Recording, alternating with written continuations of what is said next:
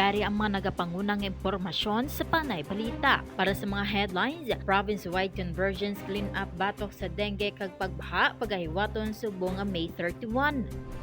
Barangay officials, beneficiaries sang AICS program. Raisa Trenas-Chu magasulod sa NU party.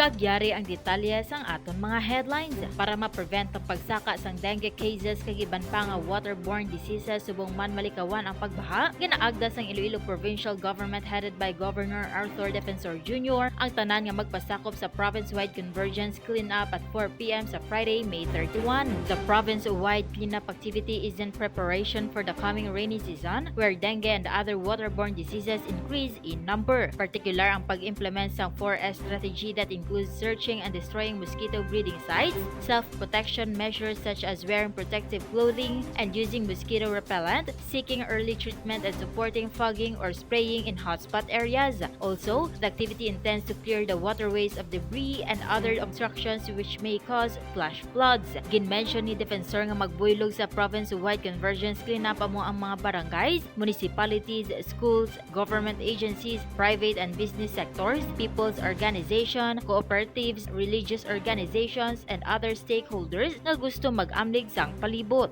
From January 1, 2024 to May 18, 2024, nagdangat na sa 915 dengue cases with 3 deaths ang nalista sa province or 61% change compared to the same period of 2023 nga nagdangat lamang sa 569 cases. Nag-payout kagapon nga adlaw ang mga barangay kapitan kag mga kagawad pati na ang mga secretary kag treasurer sa mga kabarangayan sa Iloilo City sa idalom sang assistance to individuals in crisis situations sang DSWD. Nagbaton sang tig 10,000 nga cash assistance sa idalom sang AICS ang mga barangay kagawad samtang tig 5,000 naman sa barangay treasurers kag secretary. Ini nagikan sa opisina Nanday Tingog Party List Dieda Romualdez kag House Speaker Martin Romualdez, Senators Mark kag Bong Revilla kag Senate President Cheese Escudero nga ginpatigayon ang payout paagi sa opisina ni Mayor Raisa Trenas. Masobra sa 1,000 ka beneficiaries ang ginataga na kagapon nga adlaw.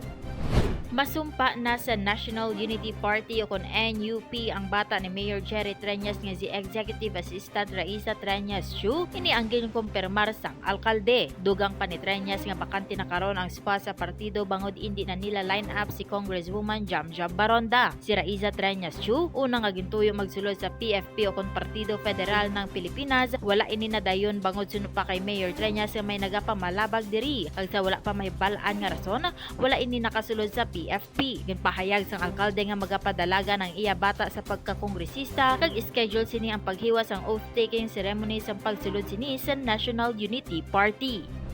Kagamoyadto ang mga dagko nga balita nga aton natipon. Ini ang inyo ka-PN Mai Ladiao para sa Panay Balita.